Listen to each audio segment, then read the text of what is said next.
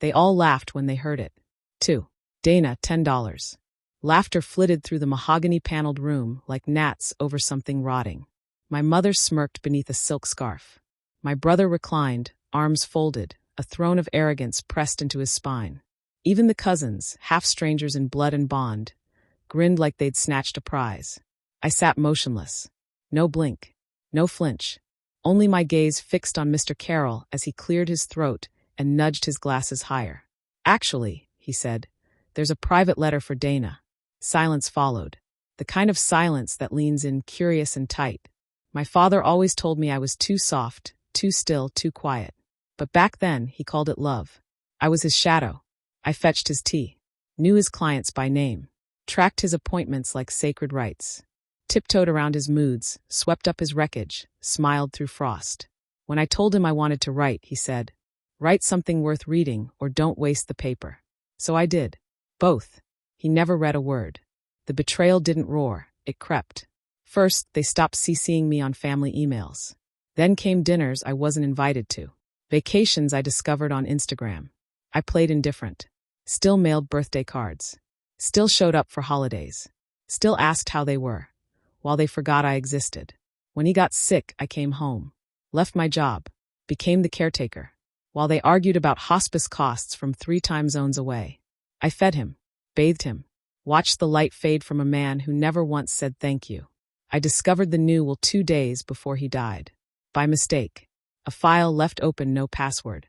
Just there, like it wanted me to see it. I read every line. My mother, the house. My brother, the portfolio. Me, $10.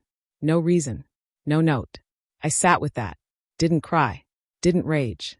I planned. Next morning, I met with Mr. Carroll. Alone. Said I had a few thoughts about what my father might have wanted added, if he'd had the time. Carroll had known me since I was 10. Taught me chess. Watched me grow into silence. That day, he looked at me differently. Like maybe I wasn't so soft after all. I gave him an envelope. Sealed. Told him, read it after the will. To me only. So there we were, room of vultures with practiced grief. Carroll pulled out the envelope. Cream-colored. Thick. My name inked on the front. In my handwriting. I unfolded it. Read the first line aloud. To my daughter Dana. The only one who saw me for who I was and stayed. The room tensed. My mother froze. My brother leaned in, sharp now. You held my hand when I couldn't speak.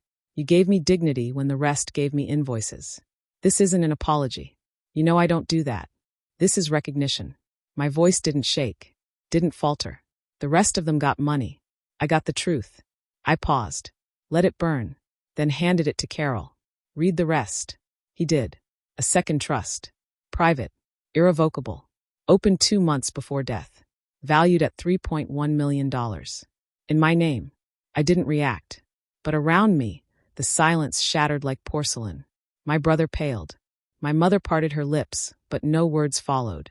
This can't be right, she whispered. Carroll nodded calm. There's a video instruction. Dated. Time-stamped. I didn't need to watch it.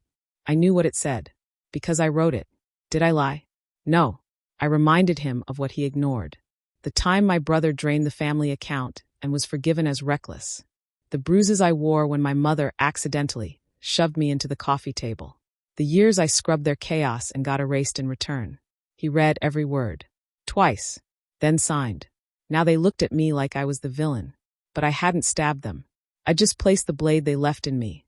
Right back between their ribs. I walked out without a word. No gloating. No glancing back. Let them sit in the wreckage of assumptions they carved like monuments.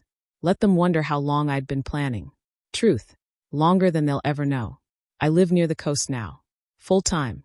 No one knows the address. I don't answer their messages. Silence is stronger than revenge. But silence after revenge? That's peace. That's justice. That's mine.